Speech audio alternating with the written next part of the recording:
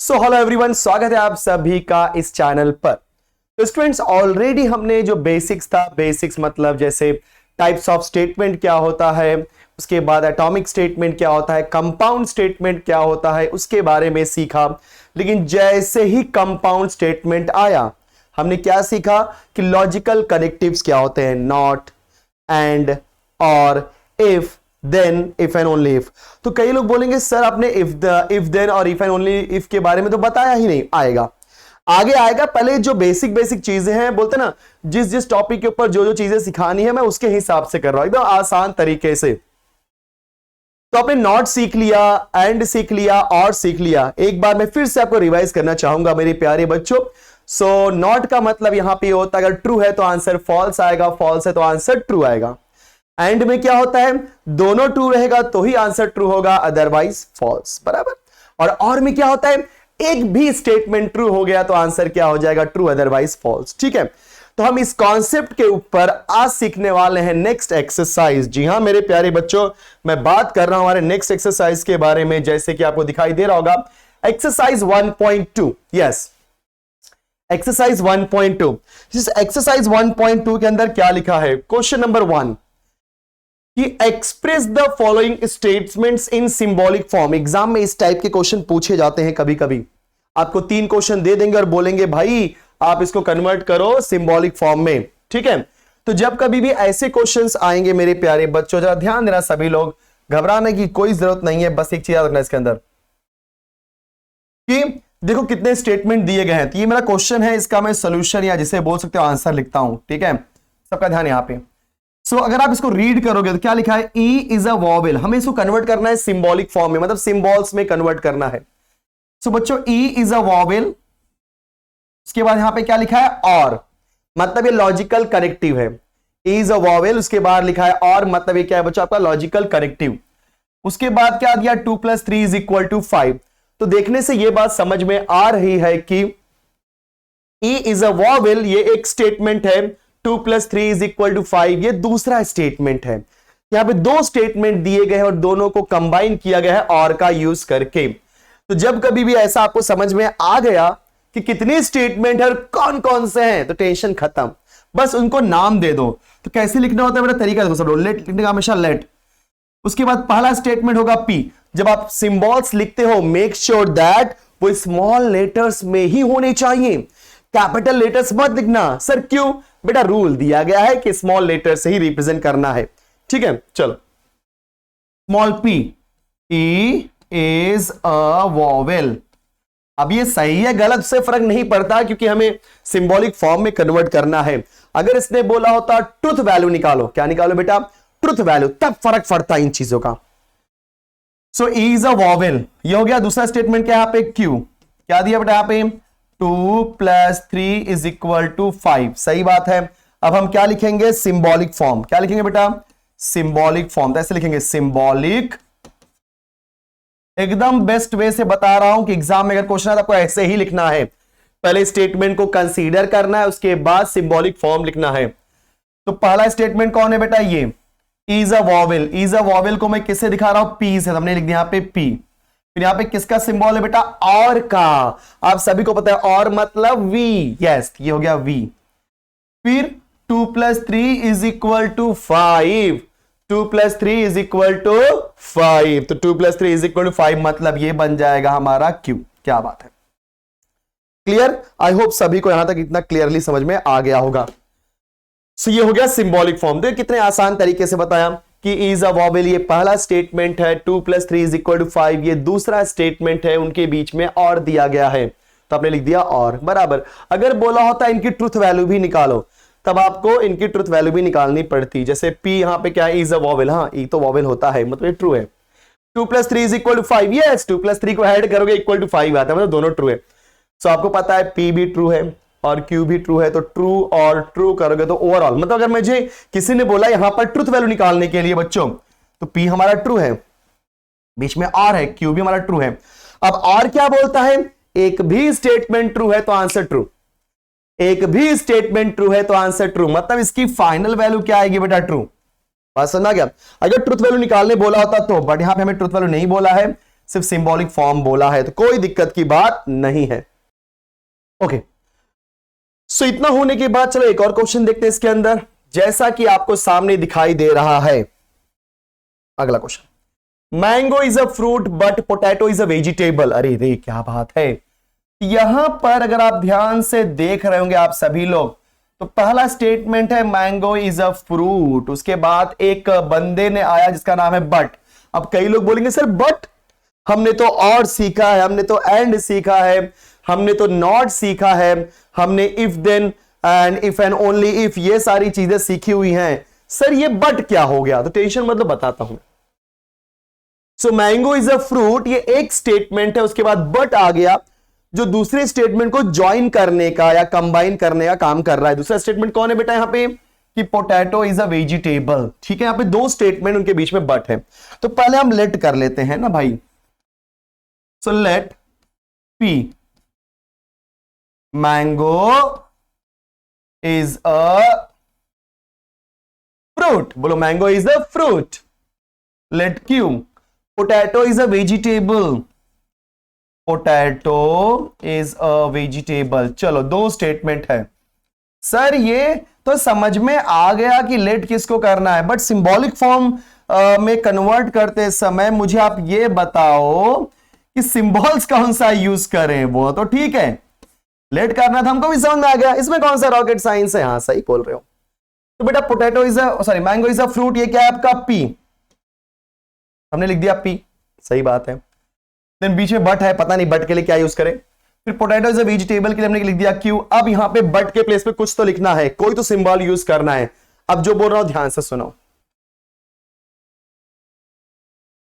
मैं बोलूं बट, मैं बोल दूं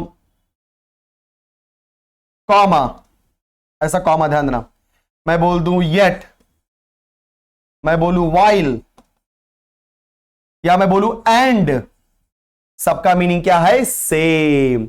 तो कहीं पर भी बच्चों बट आ जाए, कॉमा दिखाई दे, या येट दिखाई दे, वाइल दिखाई दे, एंड दिखाई दे, सबका मतलब क्या होता है? एंड। सर और मतलब और के केस में और ही बोलेगा बच्चे। और एक चीज और, नॉर, नॉर जहां पे नॉर आता है वहां पे भी एंड का ही सिंबल आता है। बस आपको समझने के लिए और याद करने के लिए बता रहा हूं कि कहीं पर भी बट मिल जाए, कॉमा मिल जाए, येट मिले, वाइल मिले, एंड मिले, नॉर मिले, तो समझ जाना मेरे प्यारे लाल कि ये सब कौन है? एंड। ये हर बंदे एंड को ही रिप्रेजेंट करते हैं। किसको रिप्रेजेंट करते हैं? एंड को। बात समझ आ गई? चलो, सो मैंगो इज अ फ्रूट मतलब P, potato is a vegetable मतलब क्यू, बीच में बट है मतलब किसका रोल प्ले कर रहा है मेरे लाल? एंड का रोल प्ले कर रहा है। होप सबको ये बात समझ में आ गई। क्लियर? बढ़िया है। चलो नेक्स्ट नेक्स्ट नेक्स्ट, अब फटाफट करेंगे, फटाफट करेंगे, समय बर्बाद नहीं करेंगे मेरे प्यारे बच्चों।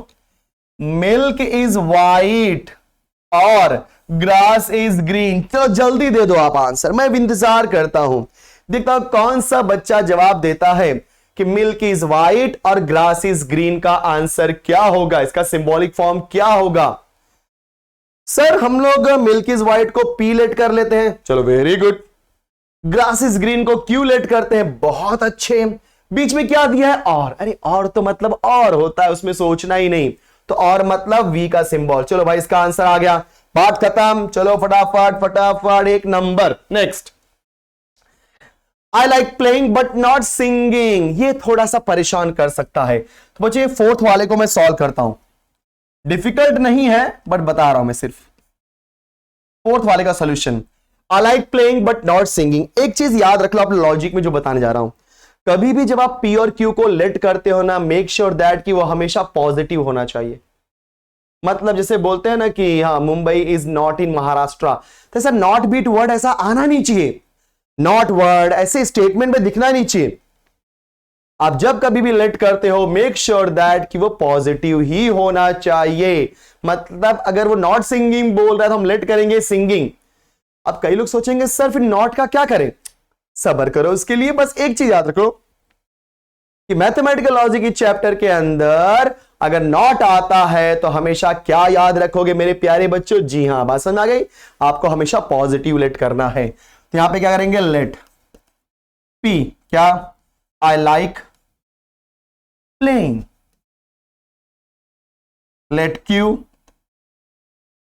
सिंगिंग दिया ना तो आई लाइक सिंगिंग, वहां पे नॉट लाइक बोला है बट हम पसंद करते हैं ऐसा मान के चलते हैं, मतलब हम पॉजिटिव लेट कर रहे हैं, निगेटिव नहीं। So I like playing and P let कर लिया, एंड आई लाइक सिंगिंग हमने क्यू लेट कर दिया। अब इसका सिंबॉलिक फॉर्म लिखते हैं मेरे प्यारे बच्चों, एकदम ध्यान से देखो।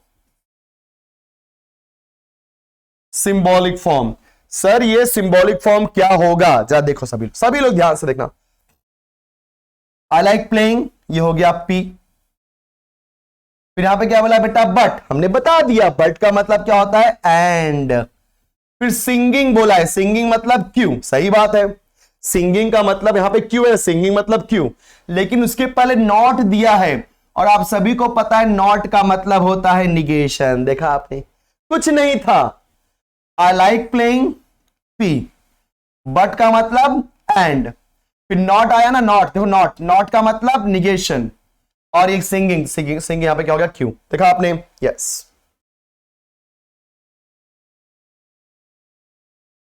सो एकदम सिंपल वे से मैंने बताया कि किस तरीके से लेट करना है। नहीं तो कुछ लोग लिखते हैं sir I don't like singing, वहां पे पी एंड क्यू लिखते हैं, तो क्या होता है वो भी ठीक ही होता है, बट मेरे हिसाब से जो बोर्ड एग्जाम बोलता है, जो रूल बोलता है कि आपको पॉजिटिव लेट करना है, क्योंकि आंसर उसी हिसाब से बनेगा। ठीक है, अब आप हो सकता है कि आपके आंसर में डायरेक्टली वो लोग ने I do not like singing let किया होगा, तो आपका आंसर पी एंड क्यू भी आ सकता है, डिपेंड करता है लेट करने के ऊपर। लेकिन जो रूल है, मैं रूल के हिसाब से दे रहा हूं बच्चों, कि हमेशा आप पॉजिटिव ही लेट करो, नेगेटिव लेट करने की कोई आवश्यकता नहीं है, इन फ्यूचर बहुत सही रहेगा। ठीक है, चलो ये हो गया, फर्स्ट हो गया, सही, थर्ड हो गया, फोर्थ हो गया, fifth. Even though it is cloudy it is still raining, बहुत आसान है मेरे प्यारे लाल। Even though it is cloudy को लेट कर लो पी, क्या मिला उसके बाद सर, कॉमा। कॉमा मतलब क्या भाई, कॉमा मतलब क्या, और नहीं, कॉमा का मतलब होता है एंड। सर ने बताया, क्या बताया भाई, क्या बताया मैंने, कि कहीं पर भी बट आ जाए, कॉमा आ जाए, येट आ जाए, वाइल मिल जाए, एंड मिल जाए, नॉट नॉर मिल जाए, तो समझ जाना ये बंदे किसका रोल प्ले करते हैं, एंड का। ये कॉमा किसका रोल प्ले कर रहा है, एंड का। इट इज स्टिल रेनिंग को हमने ले लिया क्यू, यहां पे हमने पी किसको लेट किया बच्चों, even though it is cloudy. It is still raining को हमने लेट किया क्यू, और बीच में कॉमा है इसलिए पी एंड क्यू। देखा आपने तीनों क्वेश्चन का आंसर दे दिया। सो मिल्क इज व्हाइट और grass is green, so P और Q. I like playing but not singing, so P and not मतलब negation Q. Even though it is cloudy it is still raining, तो बोलो क्या हो जाएगा यहां पे, इसको पी इसको क्यू, बीच में कॉमा है मतलब एंड। चलो बढ़िया है। तो आई थिंक सबको अब किस तरीके से बोल सकते हैं कि वर्बल फॉर्म, मतलब ऐसे स्टेटमेंट दिए रहेंगे और उसको मुझे सिंबॉलिक फॉर्म में कैसे कन्वर्ट करता है। ठीक है मुझे, थोड़ी सी गर्मी बहुत ज्यादा, आप देख रहे हो मेरे पास गर्मी बहुत ज्यादा हो रही है, पसीने बहुत निकल रहे हैं और कोई बात नहीं, आपके लिए कुछ भी चलेगा। सो आपको एकदम समझ में आ रहा हो क्या हो रहा है एग्जैक्टली, वेरी नाइस। चलो बढ़िया है, बढ़िया है, आगे बढ़ते हैं। चलो पहले क्वेश्चन में बच्चों हमें क्या दिया था, सिंबॉलिक फॉर्म कन्वर्ट करना था, सॉरी वर्बल फॉर्म दिया था, कन्वर्ट करना था सिंबॉलिक फॉर्म में। अब इसी एक्सरसाइज का दूसरा क्वेश्चन, प्लीज ध्यान देना, इसी एक्सरसाइज का बच्चों दूसरा क्वेश्चन क्या है, ध्यान से देखते हैं। क्वेश्चन देखो, right the truth values of the following statements. यहां पे हमें ट्रुथ वैल्यू निकालनी है, क्या निकालनी है बच्चों, ट्रुथ वैल्यू। ओके सो हम बात कर रहे थे इस क्वेश्चन के बारे में। So write the truth value of the following statement. बच्चों पहला क्वेश्चन क्या दिया है, बहुत प्यारा क्वेश्चन है। इसे ट्रुथ वैल्यू निकालने के लिए डायरेक्ट करना है क्या, तो मेरी बात बहुत ध्यान से सुनना। अगर सिंगल स्टेटमेंट दिया रहेगा तो आप डायरेक्टली ट्रुथ वैल्यू बोल दोगे, लेकिन एक बात दिमाग में भर दो कि अगर दो या दो से ज्यादा स्टेटमेंट दिए होंगे तो डायरेक्टली ट्रुथ वैल्यू मत निकालो, एकदम प्रॉपर सिस्टमैटिक वे से निकालो। सर वो सिस्टमैटिक वे क्या है वो तो बताओ। चलो बताते हैं, स्टार्ट करते हैं कि कैसे इनकी ट्रुथ वैल्यू निकालनी है। एकदम आसान, आपको जो भी क्वेश्चन दिया है पहले उसको सिंबॉलिक फॉर्म में कन्वर्ट करते हैं। तो बच्चों earth is a planet and moon is a star, question read कर लिया। यहां पे दो स्टेटमेंट है, पहला statement earth is a planet, दूसरा statement moon is a star. तो let P earth is a planet. Let Q. Moon is a star. अभी क्या निकालेंगे? देखो हमने P और Q लेट कर लिया है मेरे प्यारे बच्चों. अभी हम यहां पे लिखेंगे सिंबॉलिक फॉर्म. बोलो क्या लिखेंगे? Symbolic form. तो देखो पहला स्टेटमेंट क्या है? अर्थ इज अ प्लैनेट. बोलो पहला स्टेटमेंट क्या है बेटा? अर्थ इज अ प्लैनेट. तो ये हो गया आपका P. फिर एंड मतलब and. Moon is a star मतलब Q. चल भाई, सो ये हो गया P एंड Q. क्या हो गया बेटा? P and Q. करेक्ट हो गया? Very good. हमने इसको सिंबल में कन्वर्ट किया. कई लोग बोलेंगे सर सिंबल में क्यों कन्वर्ट किया, क्या जरूरत थी? एक तरीका होता है एक प्रॉपर वे से सॉल्व करने का, मैं वही कर रहा हूं. अब बेटा इसका लिखते हैं ट्रुथ वैल्यू. क्या लिखना है हमें? Truth value. हमें निकालना क्या है कि ट्रुथ वैल्यू क्या है इसकी. तो ट्रुथ वैल्यू कैसे निकालेंगे? ध्यान से देखो. पहले हम P के पास जाकर देखते हैं P की वैल्यू क्या है. अर्थ इज अ प्लैनेट. क्या अर्थ प्लैनेट है? क्या अर्थ प्लैनेट है? आप जरा बताओ, सोचो भाई, आपका बेसिक नॉलेज. नहीं सर अर्थ तो स्टार है. अरे पागल लोग, अर्थ प्लैनेट है, ग्रह. याद है ग्रह? हाँ, अर्थ इज अ प्लैनेट. ये सही बोल रहा है, ट्रू बोला उसने. फिर बीच में एंड है. क्यों? Moon is a star. अरे भाई मून स्टार है? जरा सोचो, दिमाग लगाओ. क्या आपने देखो स्टार मतलब समझ रहे हो? आप आकाश में देखते हो स्टार चमकते रहते हैं, है कि नहीं? तो आपका मून भी स्टार है क्या? नहीं, नहीं है भाई, नहीं है. मून स्टार नहीं, मून भी एक तरह का प्लैनेट ही है.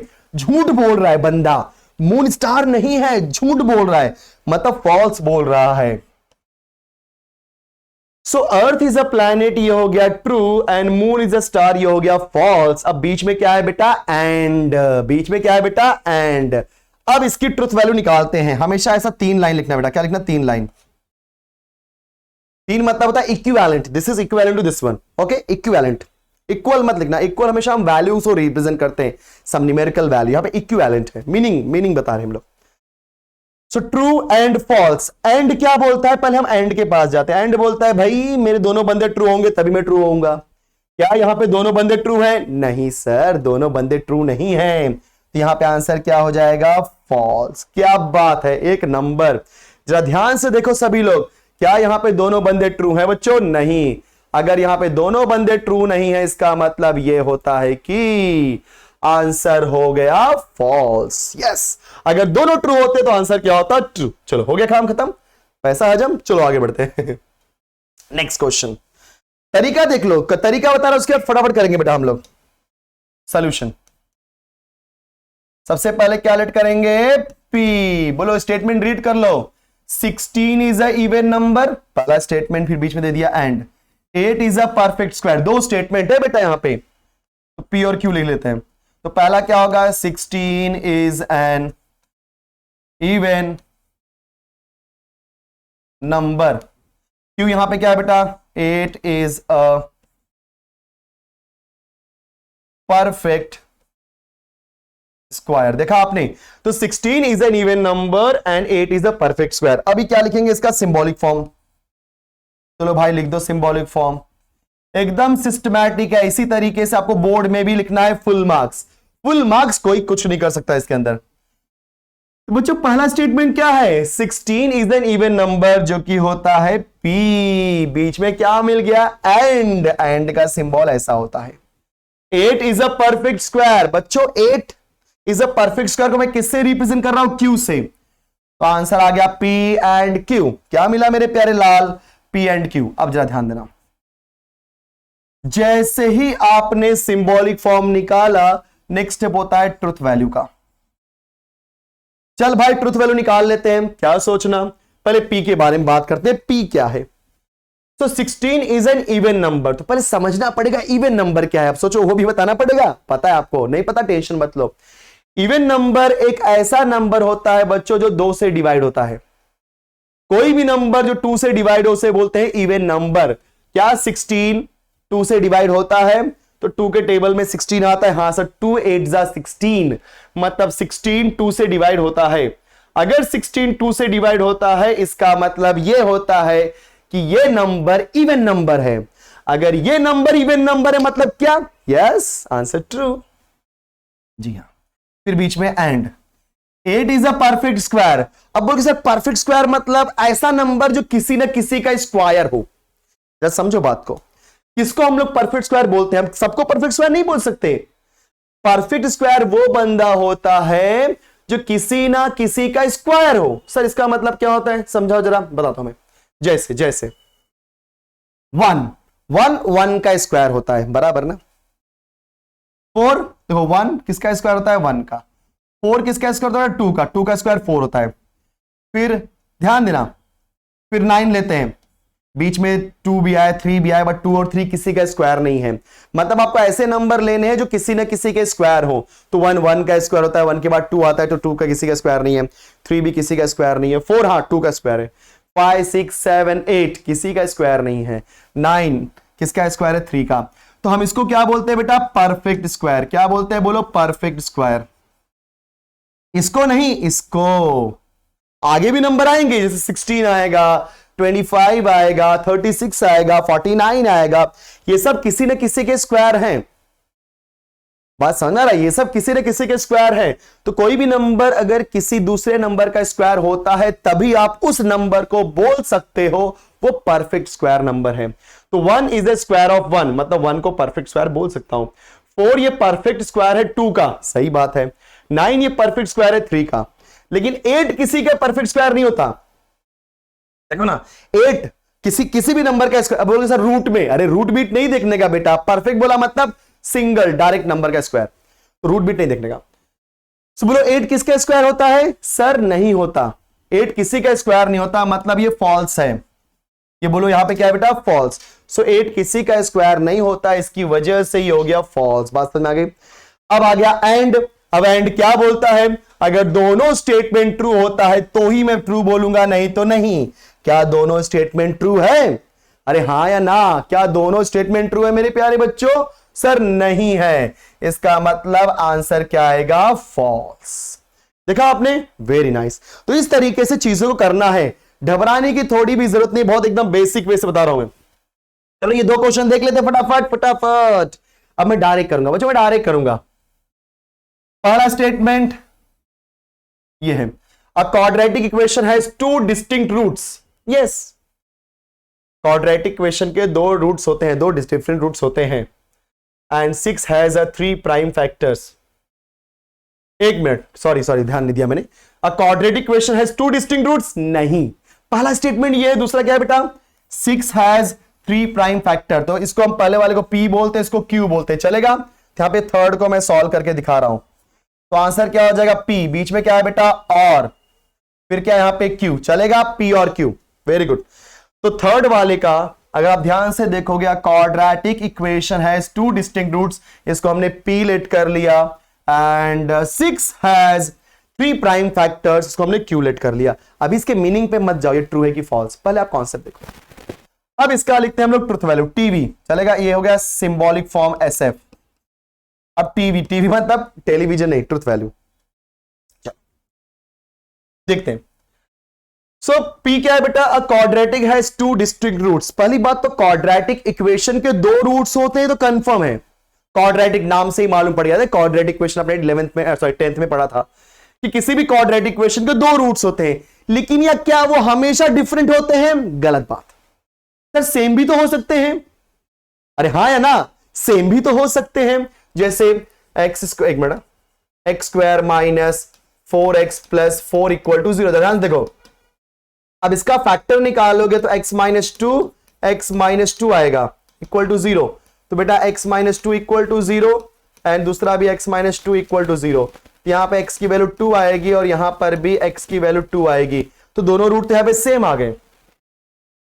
यहां पे बच्चों दोनों रूट क्या हो गए? सेम।